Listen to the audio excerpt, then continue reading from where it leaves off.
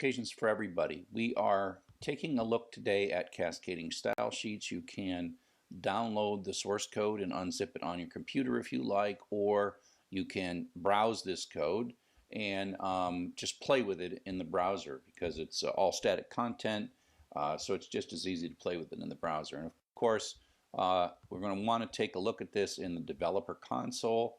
It just makes a lot more sense to get into this, and so here we go. We're taking a look at CSS. There's a couple of ways to do this. We can see here, we can see the style attribute. Style color equals blue, and there's all kinds of various CSS parameters. Color is the parameter and blue is one of the values, and you gotta look all these things up. One of the nice things that we can see is we can see over here as we move between elements in the document object model, we can see what the CSS values are. And so Arial sans, like for example, this is cascading. The body on here is Arial or sans serif, and that means that Arial font, if we can get it, sans serif is a fallback font. And so that this H1, this little bit right here, this H1 is being colored. This is ours.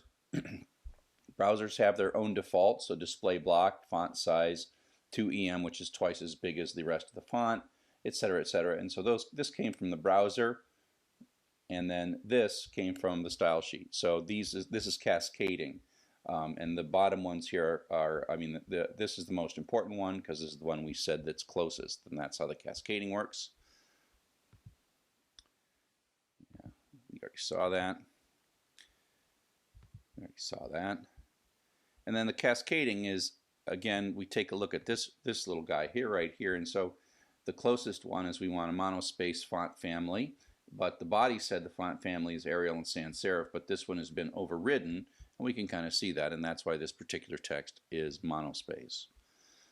Another thing we can do is we put border style. Now, when I'm working with this stuff, I tend to remember border a lot because it's a good way for you to mark something out and say, what am I doing here? And we'll see, like when we're moving text around, border, solid border, a red border, and a 5-pixel border. And so that's what we see. And you can also see that there's some extra padding around there as well, or some extra margin.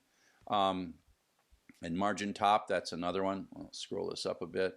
Margin top throws 5 M's of space above the text, and so this is a normal paragraph. We got 5 extra M's. Now, what's an M?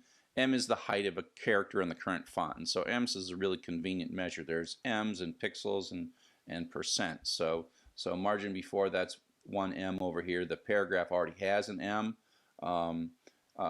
Margin before, and then, well, hang on, come down here. Down to here, we've added the margin top. So this margin top overrode the margin top that was part of the paragraph tag automatically. So that's these style rules. So let's keep on going. While this is technically possible, this would really be overwhelming to put a style on every tag. And so one of the things we tend to do is we want to put style rules that are generic. So we'll say we would like the body tag, and this is a style rule. This is the selector, body, and then font family. And again, font family works as please give me the Arial font, and if that's not available, give me sans serif font.